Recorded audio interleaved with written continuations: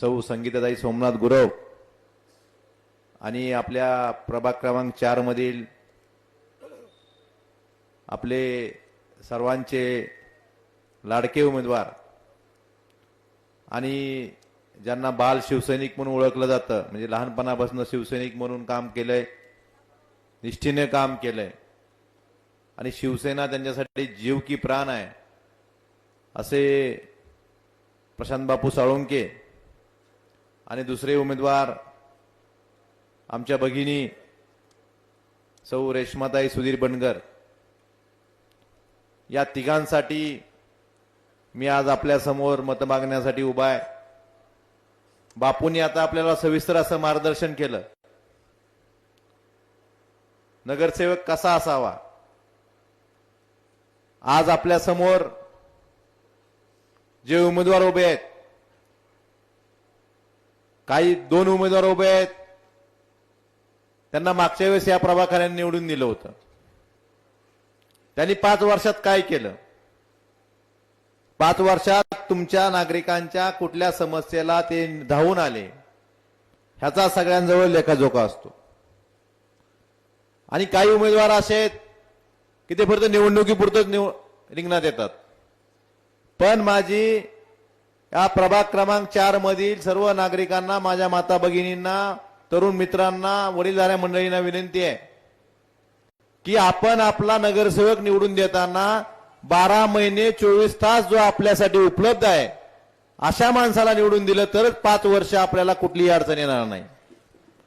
आपण तात्पुरता जर विचार केला, काही आमिष दाखवले जातात, काही चुकीच्या गोष्टी सांगितल्या जातात, काही गोष्टी अफवा पसरवल्या जातात आणि अशातून जर आपलं मतदान चुकलं तर 5 वर्ष आपल्याला पश्चाताप करण्याशिवाय दुसरा कुठलाही संधी मिळणार नाही।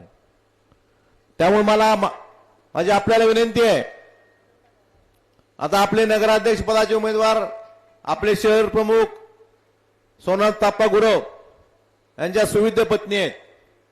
सोमनाथ आप्पांना आपण नेहमी बघतोय, कुठलाही विषय असू द्या, लहानात लहान सर्वसामान्य नागरिकांच्या हिताचा कुठलाही विषय असू द्या, शिवसेनेचं आंदोलन होतं त्या ठिकाणी सोमनाथ आप्पा असतील, आपले बापू साळुंके असतील, तिथे हिरारीने भाग घेऊन प्रत्येक गोष्टीत सर्वसामान्य माणसाच्या, नागरिकाच्या प्रत्येक गोष्टीसाठी आंदोलन करणं, त्यांना न्याय मिळवून देण्यासाठी ही रस्त्यावर उतरणारी माणसं आहेत। अशा लोकांना जर आपण संधी दिली, त्या ठिकाणी त्यांना नगराध्यक्ष बनवलं, या ठिकाणी बापूला आपण नगरसेवक बनवलं, तर निश्चितच आपल्या सर्वसामान्य माणसाच्या ज्या अडचणी आहेत, अडीअडचणी आहेत, ह्याला ते न्याय देऊ शकतात। या ठिकाणी बापूला संधी देताना आमचे मित्र मनोसाते असतील, जुबेरभाई असतील, यांनी मोठ्या मनाने सांगितलं, गेल्या अनेक वर्षापासून पक्षासाठी, या भागासाठी काम करणारा कार्यकर्ता आहे, त्यांना तुम्ही संधी द्या। खरंय त्यांचंही आभार मानलं पाहिजे। राजकारणात असा मोठेपणा शक्यतो कोण दाखवत नाही, परंतु मला या दोन्ही सहकाऱ्यांच्या, माझ्या मित्राचा अभिमान आहे की त्यांनी मनाचा मोठेपणा दाखवून या ठिकाणी सांगितलं, पक्षालाही अडचण नको आणि चांगला खोतकरू कार्यकर्ता आहे, अशा माणसाला तुम्ही संधी द्या। मला या ठिकाणी सांगायचंय की भारतीय जनता पार्टीचे काही लोक फक्त म्हणतात विकासावर बोलू, विरोधक नेहमी टीका करतात, विकासावर बोलतात ही लोक, आपण आता विकासावरच बोलू। मला त्यांना काही प्रश्न विचारायचे। ज्या वेळेस महाविकास आघाडी सरकार असताना आपलं शहर, धाराशिव शहर एवढं मोठं शहर आहे, आज लहान लेकरांना, माझ्या माता भगिनीला, कुठल्या लेकराला जर म्हणला गार्डनला जायचं तर एक तरी गार्डन आहे का? आपल्या शहरात जिजामाता उद्यान होतं, समतानगरमध्ये छत्रपती संभाजी महाराज उद्यान होतं। महाविकास आघाडी सरकार असताना आपण त्या उद्यानासाठी जवळपास या 3 उद्यानाला मिळून 7 कोटी रुपये मंजूर केले होते। कशासाठी केले होते आम्ही मंजूर? मी असतील, खासदार साहेबांनी असतील, आपले पक्षप्रमुख उद्धवजी ठाकरे साहेबांनी। आपल्या एवढ्या मोठ्या शहरातील लहान लेकरांना काहीतरी विरंगुळा म्हणून कुठेतरी जाण्यासाठी एखादं उद्यान असावं, 7 कोटी रुपये मंजूर केले होते। विकासाच्या गप्पा मारणाऱ्या लोकांनी एवढ्याच प्रश्नाचं उत्तर द्यायचं की त्या उद्यानाच्या कामाला स्थगिती का दिली, आणि मग विकासावर बोलायचं. आजपर्यंत ही कोर्टात गेलो मी, संभाजीनगरच्या उच्च न्यायालयात गेलो, तिथून सगळ्या याचिका मुंबई उच्च न्यायालयात वर्ग झाल्या.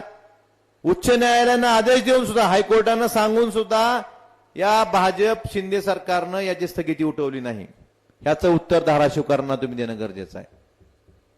तुम्ही विकासावर बोलताना तर मग ह्या 3 गार्डनच्या 3 उद्यानाच्या 7 कोटी रुपयाच्या निधीची स्थगिती आजपर्यंत का उठवली नाही, ह्याचं उत्तर धाराशिवच्या सर्वसामान्य माणसाला, लहान लेकरांना, ज्यांना एकही उद्यान नाही, ह्यांना ह्या भाजपवाल्यांनी देणं गरजेचं आहे. आपलं जिल्ह्याचं ठिकाण आहे, पण कदाचित महाराष्ट्रातला एकमेव जिल्हा असा असेल की तिथे आठवडी बाजार भरतो, रविवारचा बाजार भरतो. आपल्यातले बरेच जण बाजारात जातात. आपण बघितली का तिथली परिस्थिती कशी आहे? महाविकास आघाडी सरकारच्या काळामध्ये या आठवडी बाजारासाठी आपण 10 कोटी रुपयाचा निधी मंजूर केला होता. तिथं रस्ते व्यवस्थित शेड व्हावे, तिथं सगळी साफसफाई व्यवस्थित व्हावे, ह्यासाठी जवळपास 10 कोटी रुपयाचा निधी मंजूर केला होता. परंतु ह्या नतदृष्ट लोकांनी, विकासाच्या गप्पा मारणाऱ्या लोकांनी, स्वतःचा विकासासाठी सत्कार करून घेणाऱ्या लोकांनी ह्या कामाला स्थगिती दिली. उच्च न्यायालयाने सांगून सुद्धा ही स्थगिती उठवली नाही. मग यांना विकासावर बोलायचा अधिकार आहे का? ह्याचं उत्तर द्यावं की उद्यानाची कामं असतील, आठवडी बाजाराची कामं असतील, तुम्ही विकासाच्या नावावर मतं मागायचा तुम्हाला अधिकार आहे का? शहरातल्या रस्त्याची अवस्था सगळ्यांनाच माहित आहे. रस्त्याची दुरावस्था झाली. 20 महिन्यापूर्वी या शहरातल्या रस्त्यासाठी 140 कोटी रुपयाचा निधी मंजूर होतो. 90 दिवसात त्याची वर्क ऑर्डर होऊन ती कामं चालू होऊन 18 महिन्यात कामं पूर्ण होणे अपेक्षित असताना 20 महिने झालं. या नगरपालिकेवर प्रशासक आहे. 20 महिने झालं ह्या प्रशासकाला हाताशी धरून, प्रशासकावर दबाव टाकून फक्त आपल्या जवळच्या माणसाला टेंडर मिळावं ह्या हेतून त्याला 20 महिने झालं ही निविदा पूर्ण होऊ दिली नाही. अजूनही टेंडर वर्क ऑर्डर दिलेली नाही, अजूनही स्थगितीतच आहे. ह्याचं उत्तर काय? आणि तुम्ही विकासावर बोलता. ह्याचं उत्तर या 20 महिन्यात धाराशिवकरांना खड्ड्यामुळे जो त्रास झाला ह्याला जबाबदार कोण? आणि विकासाच्या गप्पा मारता. आपल्याला शहराला एक स्टेडियम आहे, स्टेडियमवर सिंथेटिक ट्रॅक मंजूर झाला, त्याचं 10-11 कोटी टेंडर निघालं, त्यालाही ह्यांच्या माणसाला टेंडर मिळालं नाही, तेही टेंडर कॅन्सल, आणि विकासाच्या गप्पा मारते. आपण एक स्टेडियम कमी पडते म्हणून तालुका क्रीडा संकुल एक शहरात आणलं, जे तालुक्यात असतं ते. आपण एमआयडीसी तिथली जागा बघितली. महाविकास आघाडी सरकारच्या काळामध्ये एमआयडीसी मधला ओपन स्पेस तालुका क्रीडा संकुलसाठी मंजूर झाला. यांचं सरकार आल्या शिंदे फडणवीस सरकारनं त्यालाही स्थगिती दिली. फक्त स्थगितीचं राजकारण करायचं आणि गप्पा विकासाच्या मारायच्या. त्यांना अधिकार आहे का? आता मी परवा बघितलं कुठंतरी 24 तास नळाला पाणी, हे तर 2009ला बी ऐकलं होतं. ऐकलं होतं का तुम्ही? बघितलं डिजिटल तवाबी लागले होते 24 तास. मग ते 24 तास पाणी देण्यात पण तारीख सांगत नाहीत. त्यामुळं खोटी आश्वासनं द्यायची, काहीतरी खोटं बोलायचं, वेळ मारून न्यायची आणि मतं मिळवायची, जाती धर्मात भेद निर्माण करून मतं मिळवायची, अशा नतदष्ट लोकांच्या विकासाचे मारेकरी जे आहेत, विकास अडवायचा. मग ऐकलं होतं आपण आडवा आणि जिरवा, यांचं एकच धोरण आहे, विकास आडवा आणि पैसा जिरवा. मग अशा लोकांच्या आपण पाठीशी राहणार आहात का? ह्याचा विचार केला पाहिजे. बापू सारखा एक सर्वसामान्य शिवसैनिक जर ह्या प्रभागात 6,49,00,000ची कामं पाठपुरावा करून नगरसेवक नसताना मंजूर करून घेऊन कामं करू शकत असेल तर मला विचारायचंय, अशा माणसाला आपण नगरसेवक म्हणून संधी दिली तर हा आपल्या प्रभागाचा विकास करू शकेल का नाही? त्यामुळे अशा कामाच्या माणसाच्या पाठीशी राहणं आपण गरजेचं आहे असं मला वाटतं. आपण ह्या रस्त्यावर बघितलं, मी आलतो एकदा रस्त्यावर 10 लाखाचे तुकडे केले, दुराळा 3 दिवसात उडायला चालू झाला. बरोबर आहे. मग ह्या अशा लोकांच्या पाठीशी आपण राहायचंय का? आपल्या कामाला पडणारे 24 तास 12 महिने आपल्या कुठल्याही अडचणीला नगरसेवकाचं काम काय असतं? रस्ता, नाली, पाणी, लाईट, ह्या ज्या मूलभूत सुविधा आहेत, ह्या मूलभूत सुविधा प्रत्येक जण आपण टॅक्स भरतो. मला बापूने मागा भाषणात सांगितलं की 100 रुपये द्या, त्या जनावर मेला असं उचलून घ्यायला, लाईट बसवायला तुम्ही पैसे गोळा करून द्या. अरे सर्वसामान्य माणूस तिथे नगरपालिकेत टॅक्स भरतो, ती सेवा ह्या नागरिकांना मोफत मिळाली पाहिजे. ही जर पेड सर्व्हिस असेल तर मग ही कसली सेवा?